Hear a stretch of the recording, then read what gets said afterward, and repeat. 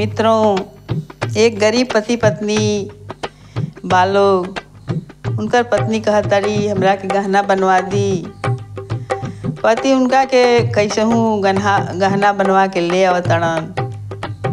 आज वो पहिर के चलताड़ी तो सुनी सभे का होता।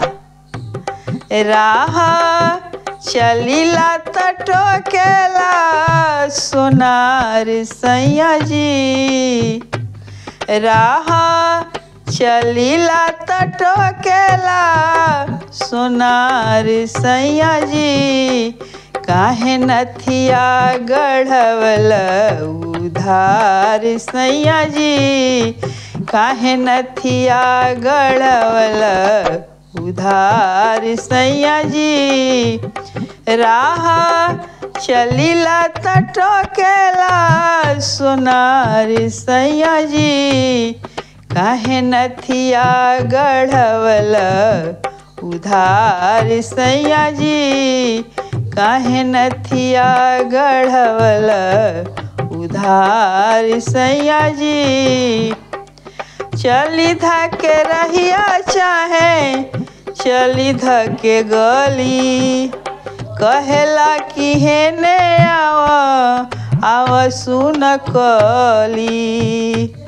चली धके रहिया चाहे चली धके गली, कहेला कि हेने आव सुन कली। यदि करत होइब हमरा से प्यार सैया जी, यदि करत होइब हमरा से प्यार सैया जी, जाके अजुए चुका द उधार सैया जी, जाके अजुए चुका द उधार सैया जी।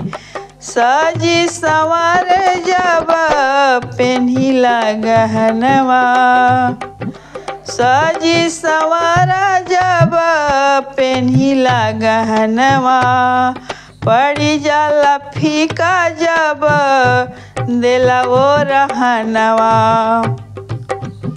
सजी संवर जब पेन्हिला गहनवा, पड़ी जाला फीका जब देला वो रहनवा।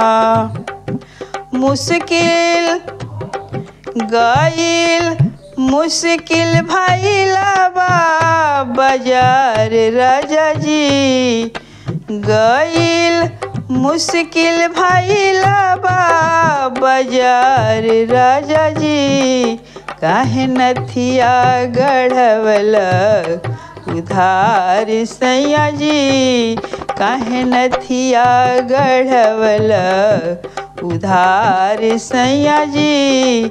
राह चलीला टोकेला सोनार सैया जी, काहे नथिया गढ़वल उधार सैया जी, काहे नथिया गढ़वल उधार सैया जी, काहे नथिया गढ़वल।